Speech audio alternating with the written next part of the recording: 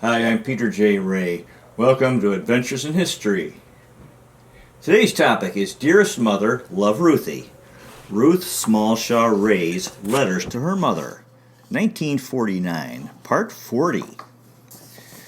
2493 Overlook Road, Cleveland Heights, Ohio.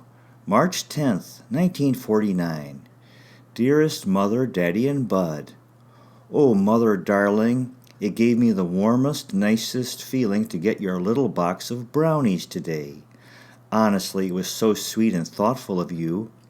It was funny, but today was the first day that I'd decided I couldn't afford dessert at noon, and since I was coming straight home, decided to forego it. And when I got home, there were the brownies. It's been the most beautiful day. I can't ever remember seeing such beautiful snow scenes. The snow has been falling in thick, heavy flakes. It's warm and the damp flakes cling to every twig on the trees, so that every tree looks like it's covered with thick marshmallow frosting. Oh, but it is so beautiful.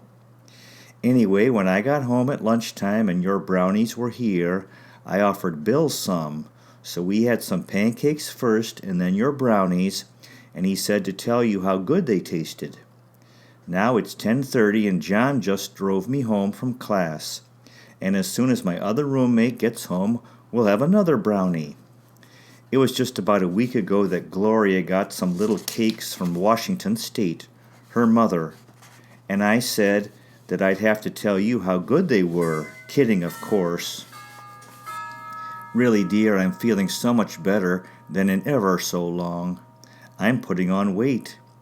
I guess it's because I'm having a full lunch at school as well as supper every night, whereas last semester I didn't have much for lunch and used to miss a couple of suppers.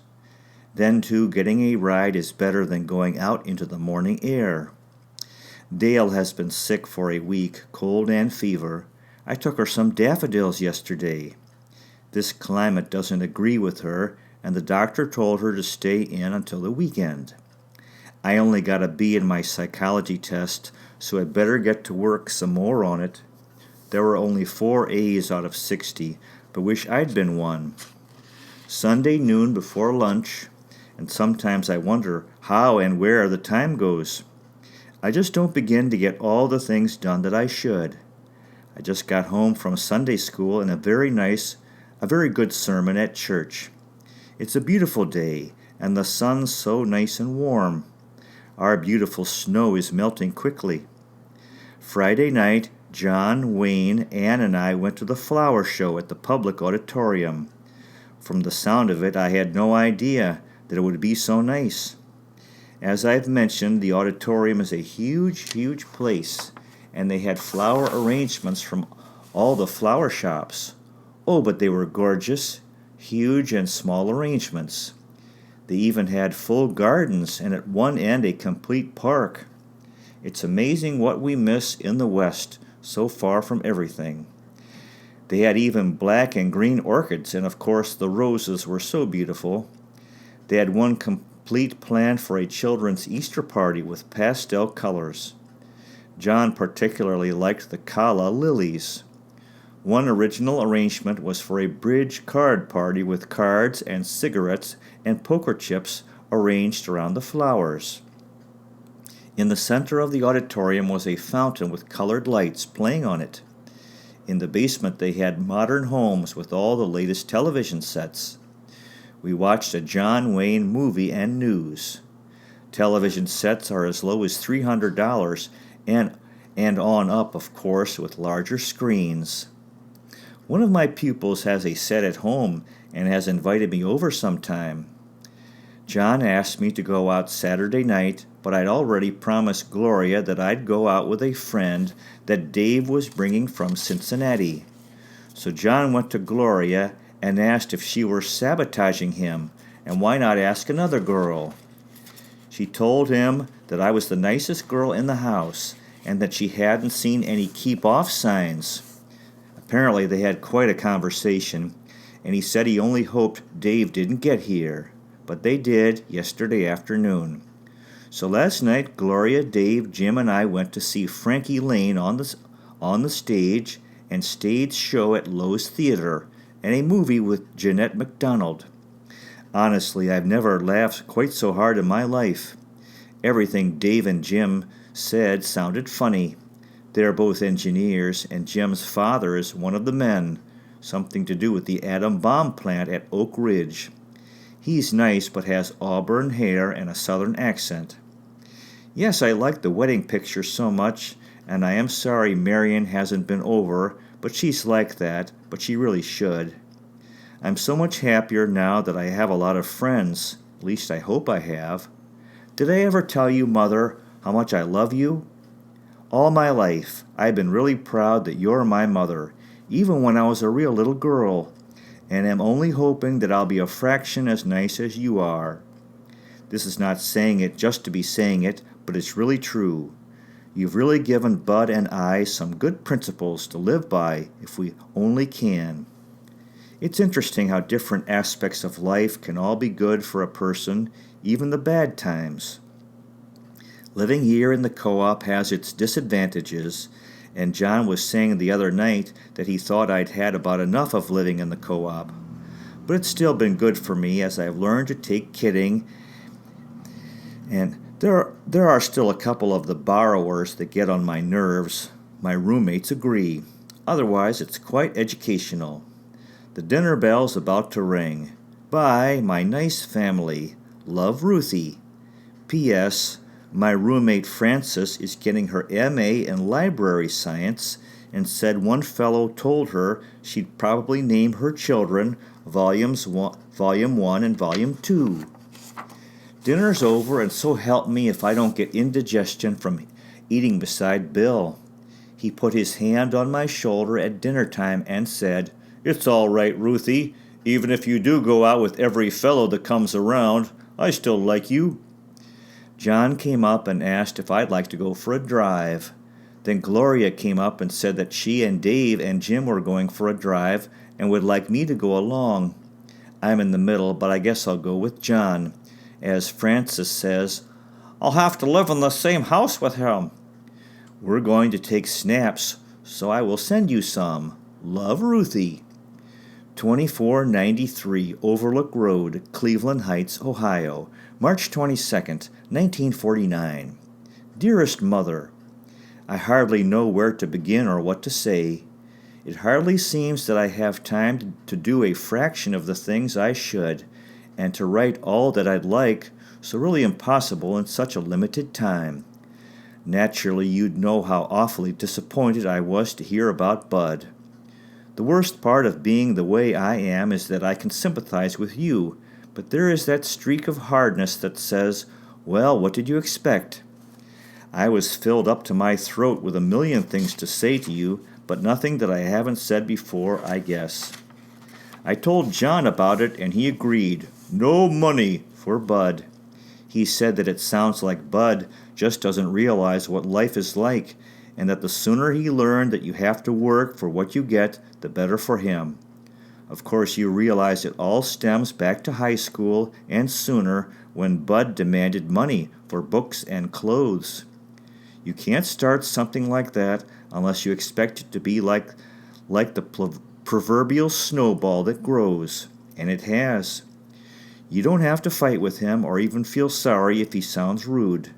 To be firm when you're right is the only way, and if things he says you know in your own heart aren't true, you just have to try to be a little hard and fight back feelings of self-pity.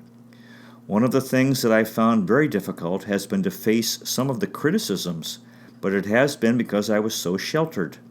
And lately I've been gaining confidence that I know I'm right, usually, and if Bud can be made to realize how unjust his accusations are, he'll improve. But silence and firmness is the best bet until he's ready to ask you to sit down quietly and discuss his problems. But until he's not on the defensive but willing to cooperate, there's not much you can do. But don't give him any money, period. No questions, no arguments. If you only realize that if you love him, which you do, you just have to do things that aren't always what he wants. Miss Cuthbert called me in when she was in town and told me to see Mr. Cart about teaching at Superior School next fall. The classes that the nursery babies graduate into, Miss Bender's. They've dismissed the teacher as of June. She told me there's no one she'd rather have teach and wrote me a letter. Good luck. We went to Jimmy's memorial service Sunday, and after, John drove me to a tea that 2 sororities had invited me to. Time for supper and then psychology class. Goodbye and good luck. Don't let it get you down. Life's too short and wonderful, although I will admit it's been on my mind and depressed me considerably, but as John said, you've got your own life to lead. So until I hear more, bye. Love, Ruthie. P.S. If prayers are anything, Bud got plenty Sunday. I only wish he'd try reaching God himself for a solution. It's the only way. I love you, Ruthie. John suggested a plan that his uncle tried and he and his younger brother have tried to follow too. He said that one day his uncle suddenly came to the realization that this was his own life and own time that he was just letting slip by. He also realized that the success or failure he made would depend on himself. So he resolved first to square himself with the world, eliminate all debts, and gain self-satisfaction before tackling anything else. Then he outlined a 5-year plan whereby he had aims and ambitions to be fulfilled by that time that the 5 years was over. What he wanted to be in 5 years rather than remain stationary. To accomplish these things, several things had to be accomplished in all fields one by one. At the end of this 5 years, he pursued another. Now he is a doctor with a very good practice, a beautiful home and car. Now material gains aren't all, but he does have a worthy profession. So I sure wish Bud would get on the ball and learn to respect himself, earn the respect of his family, and eventually the world. John also recited the Boy Scout aims: kindness, courtesy, loyalty, truth, obedience, honesty, cleanliness. I've forgotten. But anyway, maybe if Bud tried to teach younger boys in Sunday school or Cub Scouts, he might try to be an example. If he only knew that the hardest road is being good. It's much easier to be slothful and develop an inferior pattern of life, but the reward of each little achievement of trying to be industrious is so rewarding in self-satisfaction. I love you, Ruth. 2493 Overlook Road, Cleveland Heights, Ohio, March 31st, 1949. Hello, Mother, Daddy, and Buddy dear. I was just opening my psychology books this afternoon when I saw the mailman coming up the sidewalk, and after feeling quite neglected for quite a while, I was so happy to get your letter. And now that that old psychology exam is over, I hardly know how to act. I have no idea how I did, but the phonetics exam Monday was very discouraging. I had a tummy ache which didn't help either. Just have to keep after the books all the time. Bill gave me an ultimatum that I had to be in bed the other night by 11 o'clock because he just couldn't stand to see the big black circles under my eyes. However, he tells me that they're okay again now.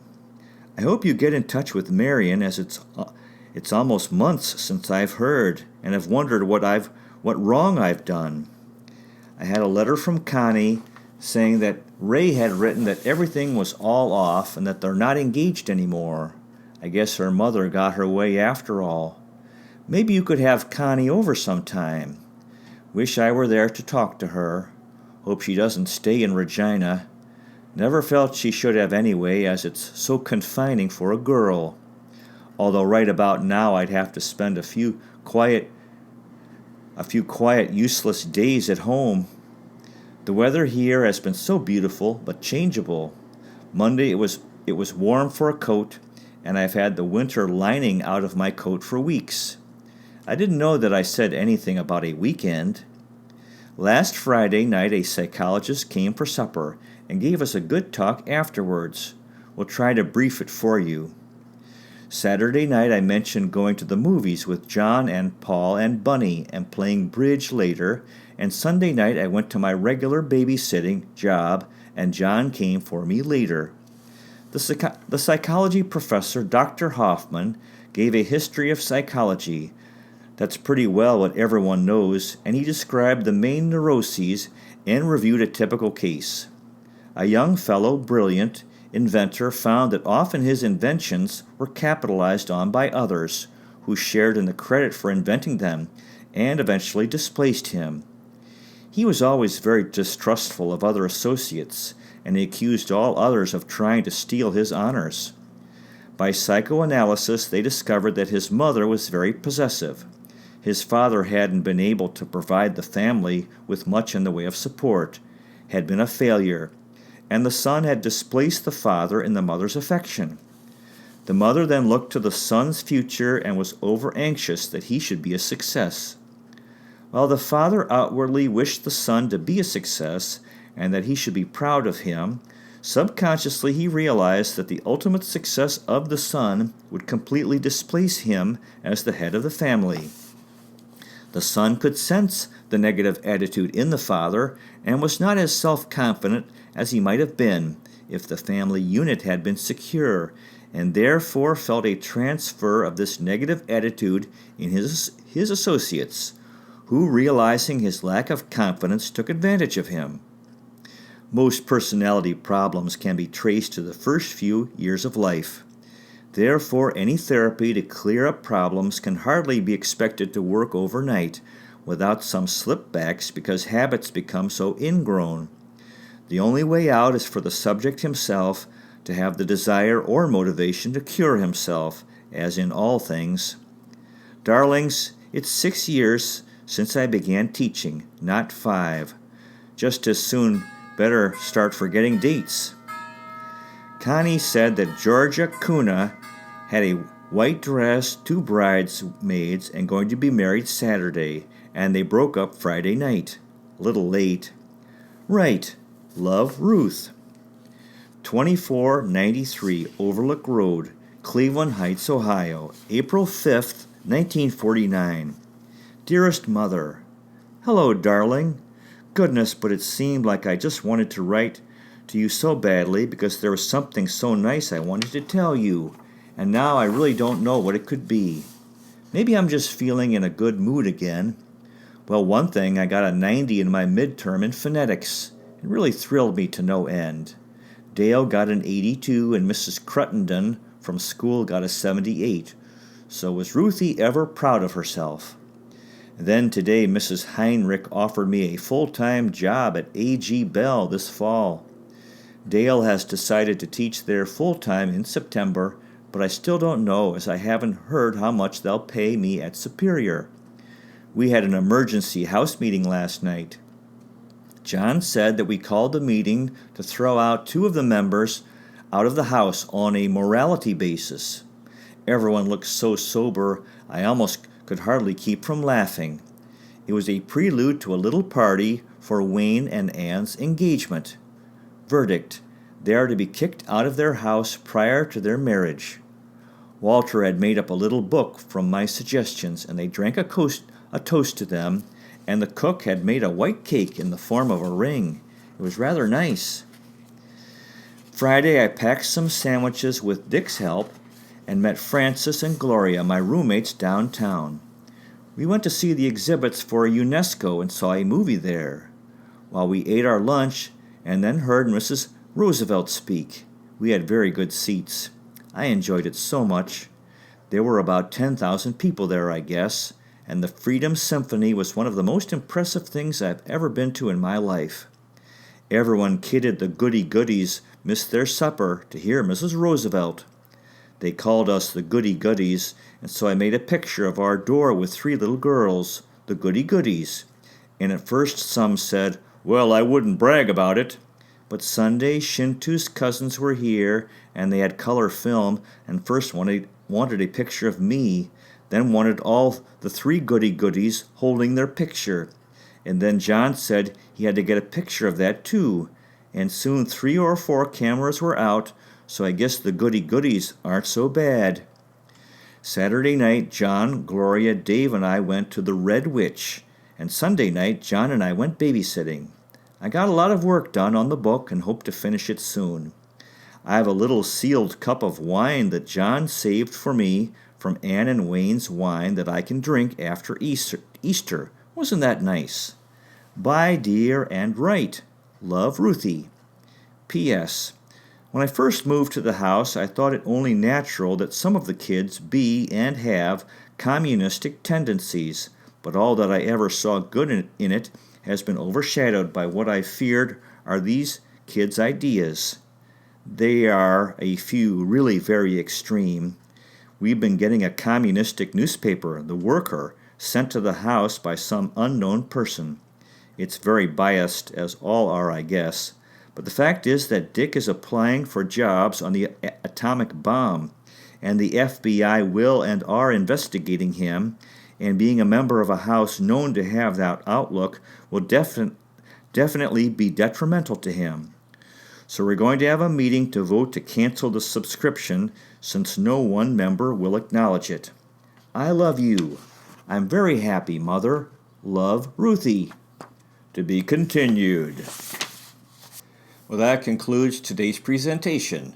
Good luck to you with your efforts in family history. If this interests you, finding, preserving, and sharing old letters, diaries, and photographs, and interviewing elderly relatives while they're alive, you might consider checking out our website, Adventures in History, with Peter J. Ray at peterjray.com. Thank you so much for watching. I really appreciate it. God bless you. Take care. And I'll see you next time.